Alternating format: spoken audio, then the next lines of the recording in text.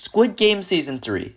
It's been a complicated journey trying to get this review out because this season was such a mixed experience for me, and there were so many good elements infused in these new 6 episodes, but so many mediocre and outright horrible decisions for me.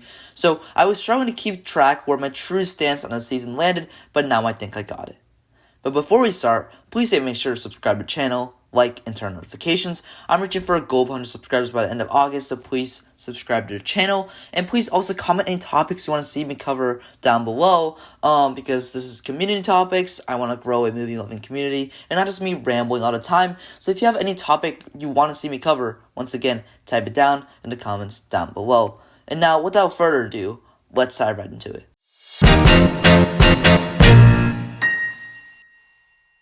So first today, with this video, I want to concentrate on my blabbering towards the ending and kind of stem my overall opinion from there, because a lot of the subplots, the characters, themes that I want to talk about is in the ending, and that's the core of the conversation. So this video is going to be mainly focused on that and kind of go from there. And the ending, so what did I think of it?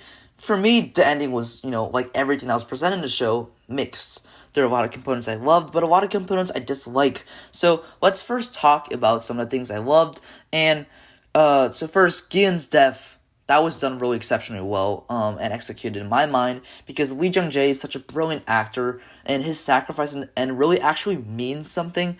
I like that the show genuinely took risks, and it's not often that you see the main protagonist of a show, especially this show that's this popular, to have the character take a fall, and this seems like it actually went through careful consideration by Hwang Dong-hyuk, because the death of Gihun really was handled well, in my opinion. It has this almost Shakespearean and kind of cliched type of way where Gihun makes the ultimate sacrifice, but in this case, it's not cliched. It's not overly dramatic. It's executed the right way, and a lot of complaints that happen with this death usually relates to the baby, and there's also a lot of people that don't like the baby being the season's main focus, but to me, besides the dreadful CGI, the baby encapsulates so much of what this season is trying to say. Season 2 and 3 as one complete story is about Gihun and the frontman's ideological and psychological game. Gihun believes in humanity while the frontman doesn't believe that humans are anywhere above trash when pushed to their limits, and this baby is a key component of that because it gives Gihun a way in after his, fall in the arc, just going through basic story structures, the hero's journey. I mean, Gihun's not a perfect human, we notice. He's an emotionally driven gambler, and his flawed way of living is what ultimately led him to these games to start with in Season 1. But we all know for the most part, he is a good man. He believes in humanity. He believes in kindness, love, the willingness to fight back. But with Season 2's ending, which leads to the opening episodes of this season, that's supposed to be his dramatic downfall. This is where the frontman believes he won because Gihun's humanity and sympathy for others really fails by killing Daeho, and really, the baby is an excellent way in terms of just story and writing perspective for me, to bring his humanity forward again in a meaningful way, not make that force, and to see him try to make amends. And his death is also the perfect way for a baby, this innocent ray of life, to carry on to the rest of the world.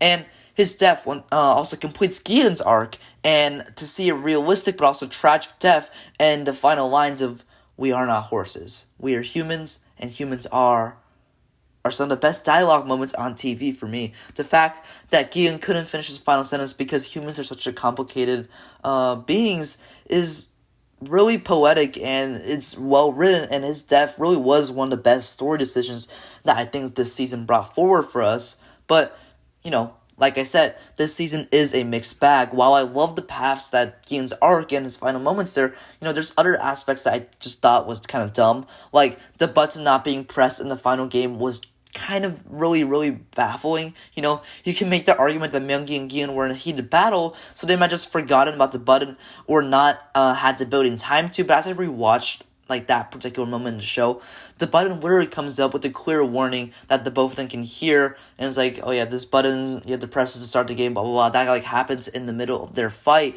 and they're literally inches away from the button at times. I really do believe that at least one character would have taken the risk. And now, Moving on to other aspects of the ending, I really disliked a lot of the epilogue scenes, and that also stems from the reasoning that I really didn't like all the subplots that season 2 and 3 had to begin with. I mean, people all over the internet have mentioned this, but I truly believe this might be Wang Dongyu's ultimate writing flaw for me across the entire show, is to see Junho be looking for this island for 12 and a half episodes, essentially, only for him to finally reach the island right before it explodes and just yell, "Inho! Why?"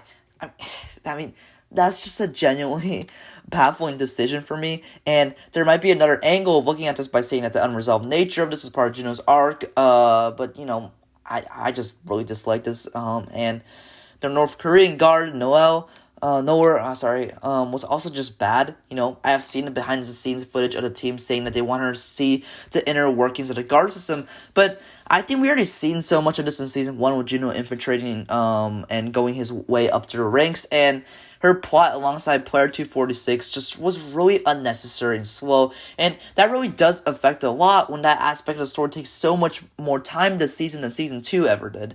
And additionally, I really feel like she could have somehow found the baby instead of her getting an inkling of hope with her baby rumored to be in China, but I also understand that we want to see more of how the frontman was changed after seeing Gihun's humanity, so he took the baby first. I mean, I get that angle too, but I just wish there was a better way of crafting these two subplots, because they really, really did drag on this season, and, that plunked a lot of my ratings, my rating for the show, because, it dragged on too long. And once again, another positive about this ending was that I like seeing Frontman being changed a little bit, once again, after seeing Gihun's humanity.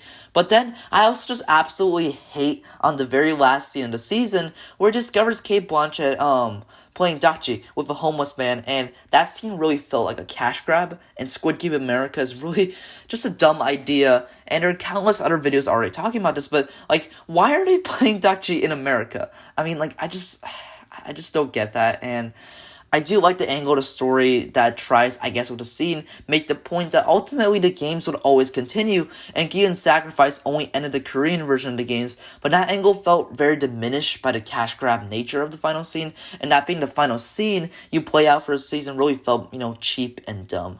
But, yeah, I mean, I guess David Fincher's directing Squid Game the Squid Game American version, apparently, so I guess that's one positive about it, but we'll have to see about that. And I don't want to drag this video on for too long, but just talking about the rest of the overall season, it's mixed. Like I said, I love the idea that season 3 is just this utterly tragic season, but I feel like so much of the execution was ruined by, number one, the pacing. The pacing was weird because it always felt really rushed at points that mattered, and really slow at points that are not, and to me, I think that's because of the emphasis on the boat and the guard storyline this season. So after the incredible second episode where most of the players died in the story maze, that emphasis made the main plot screen time shrink so much, and just the execution of a lot of these deaths really felt rushed. Like Gumja, the Malma player 007, part 149's death was heartbreaking, but it just felt so glossed over, like minutes after that happened. I really did have a lot of problems with a lot of the execution regardless, because I felt like it felt really hollow,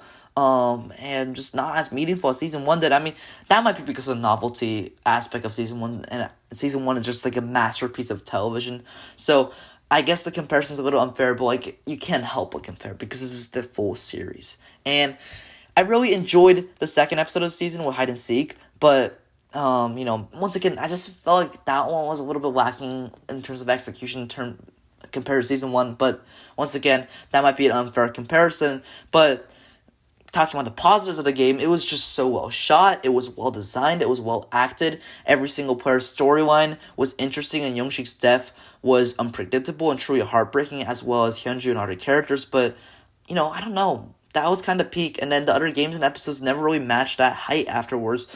Jump Rope really felt like it had so much more potential than just being a straight line through. I mean, more speeding up the rope instead of just a couple lines that mentioned that, I don't know, some other factor that could have made that game more interesting, but it just felt very low stakes. And Squid Game, that was great for me personally, because I really love the psychological battle with these players that aren't main characters, but some dumb decisions like the butts and stuff I mentioned earlier, and the slow drag on of this game because of the subplots for 2 episodes really did slow the momentum of that game as well.